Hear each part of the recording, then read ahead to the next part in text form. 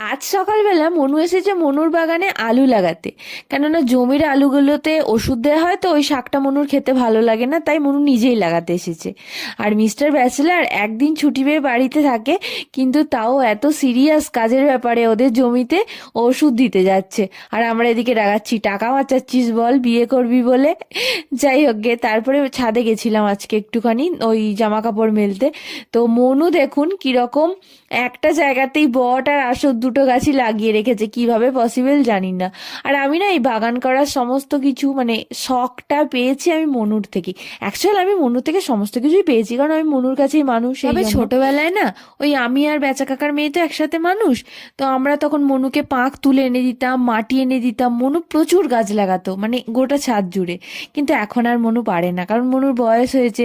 যদিও আমরা বলি যে আমরা একটুখানি করে দিচ্ছি, কিন্তু মনু সেটা ঠিকঠাক পছন্দও হয় না।